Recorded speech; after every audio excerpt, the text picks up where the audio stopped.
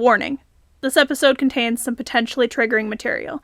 Viewer discretion is advised, and have a Merry Christmas. See that girl over there? Yeah, that's me. They call me Santa's Angel, 'cause I take care of the prayers and wishes that Santa can't always take care of himself. What do I mean by that? Well, Santa's known for gifts and toys and the occasional puppy or kitten, but sometimes he gets a letter from a kid who doesn't exactly want toys for Christmas. Usually those letters sound something like this. Dear Santa, my daddy came home acting weird again. He won't stop yelling at my mom and brother and me. Can you make him go away? I don't want him to hurt us anymore. Love, Billy. Now that is what I'm talking about. I handle those Christmas wishes. See, nobody's hurting a kid on my watch. That's what I do. I'm Santa's daughter. My name is Angel. Just worked out perfectly. Sometimes some things don't just happen by coincidence. But I don't believe in coincidence. No. Everything happens for a reason. Everything has a purpose. And my purpose is to spread a little Christmas cheer in the only way I know how. By looking classy, being sassy, and well, you've put together the rest at this point. I've got a partner that helps me out on occasion. He's the son of Santa's favorite elf, but he's a half-elf, so he looks a lot more like me. His name is Philip J. Frost. The J stands for Jingle, because of course it does. He's alright. He's not a bad guy by any means, but he's not exactly the variety of elf to sit in the toy shop all day. That's why he got assigned to me. Plus, we both like to play with knives a little too much, so we got that in common. One day we were out on a call answering the letter of a little girl whose adult cousin wasn't exactly being friendly. Well, actually, he was being the wrong kind of friendly, but we took care of that real quick. Left her a cute little German Shepherd laying under her tree. Yeah, no one's hurting that little girl anymore, that you can be sure of. But afterwards, Philip has this thing about human coffee. He loves black coffee with eggnog and whipped cream. At the North Pole, all you can get is sugar and spice and everything nice and basically all of that variety, usually with peppermint. So we stopped off at this little coffee place on the way back. He went inside to get his cup and he said he'd buy me a hot chocolate. And I waited outside by my sleigh. Well, sort of. I say sleigh, but let's just say it doesn't run on reindeer power. No. My sleigh runs on a 5.7 Hemi. And, no. I don't let Philip drive. Never let an elf behind the wheel of anything with over 8 reindeer, and never with 300 horsepower. That'll end you up in a ditch with said elf learning how to change a tire for the first time while he calls triple elf for help. Yeah. He doesn't drive anymore. That being said, I'm standing outside the coffee shop sucking on a candy cane when this man in a ski mask walks up behind me and pulls out a knife, pointing it at me. Now, we were in Colorado at the time, but the closest ski lift was about 40 miles away, so I'm thinking he was thinking something a little more naughty than nice, if you catch my drift. He steps closer as I pull my candy cane out of my mouth and gives me this real creepy grin. "Give me all your cash," he says, in the weirdest accent I've ever heard, and I grew up with elves, so that's saying something. I almost laughed and shot him a dirty grin and a smile. "Sir," I says to him, "I ain't the kind of broad who carries cash. Now, I got a few gumdrops if your sweet tooth's aching, but that's about it." I turn away from him, glancing over my shoulder towards the door of the coffee shop, and about that time, he comes up behind me and puts a knife up to my throat. "Rule 1, sweetheart," he says, sounding like a movie extra. "Never take your eyes off the bad guy." I giggled before he could even react, and dropped down from under his arms, pulling out my own knife and slicing his drawers like a pair of pantyhose. I stood up and smiled at him as he covered himself in all the important areas, and I clapped back with a little movie line of my own. "Rule number 2, sweetheart. Never assume you're the bad guy." That must have startled him something fierce, because he took off running with his pants around his ankles and his tighty-whities showing for all the world to see. I went back to sucking on my candy cane. About that time, Philip came walking out and handed me a hot chocolate.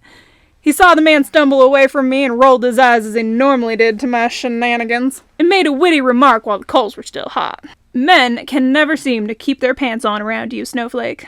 I laughed and took a sip of the chocolate, watching the man stumble down a hill and land face first into a pile of snow. Not my fault the word no don't mean no around here. Philip looked over at me and got a wicked grin on his lips.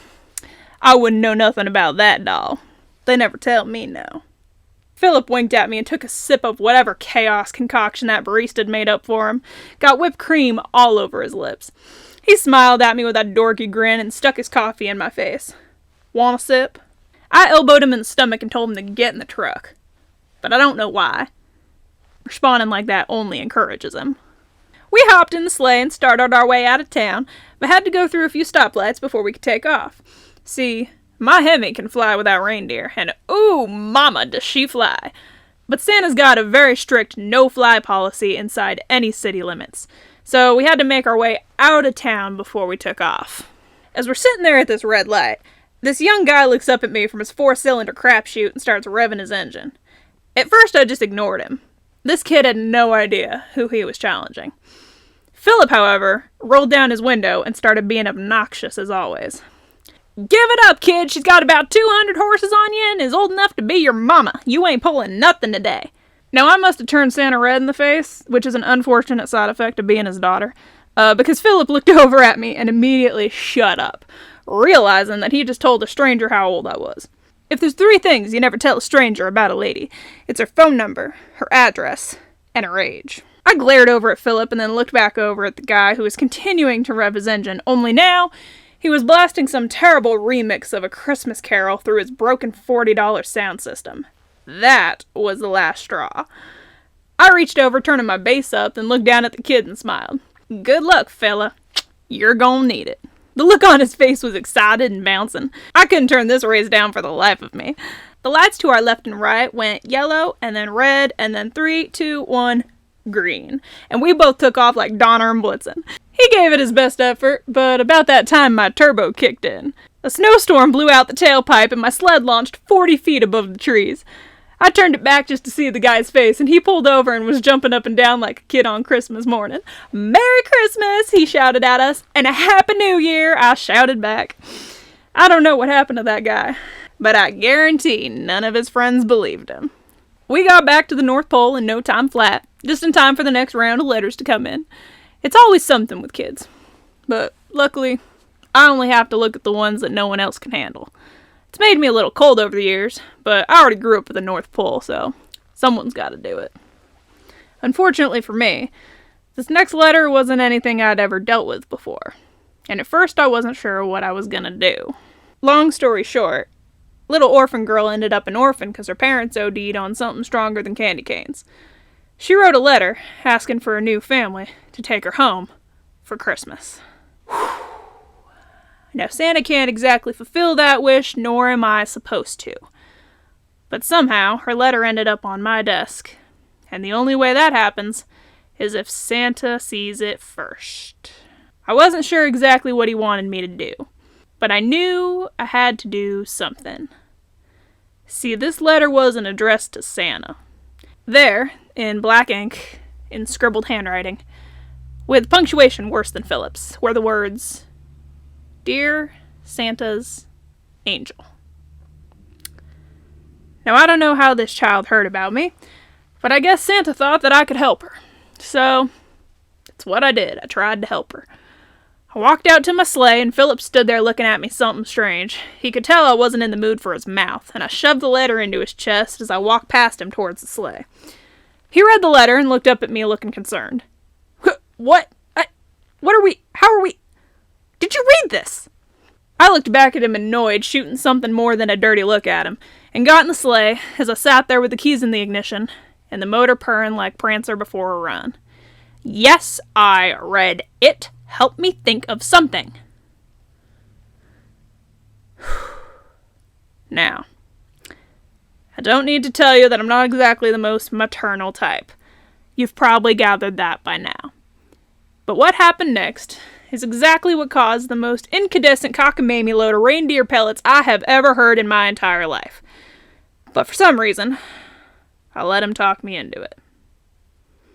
Philip looked at me with that sly little grin of his, and I almost punched him when he said it. Well, why don't we adopt her? Suddenly, without any warning whatsoever, the cutest little southern girl I'd ever seen shot up from the back seat and shouted out with a smile, "Really?" She had somehow stowed away back there during our last trip to town and had been waiting for the right moment to pop up.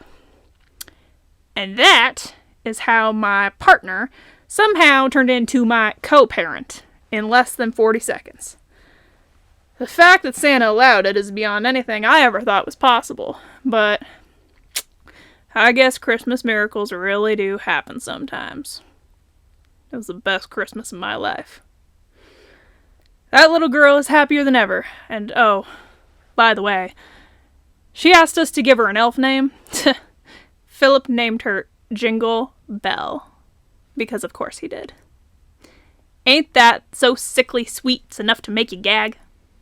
I suppose it's not too bad, though. Everyone's got to pass their Christmas traditions on to someone, after all. So, from our happy little family to yours, Merry Christmas, everyone. I hope you get everything you asked for. I'll be home for Christmas, if only in my dreams. To anyone out there who doesn't get to be with their family this holiday season, I love you. Merry Christmas. And Happy New Year.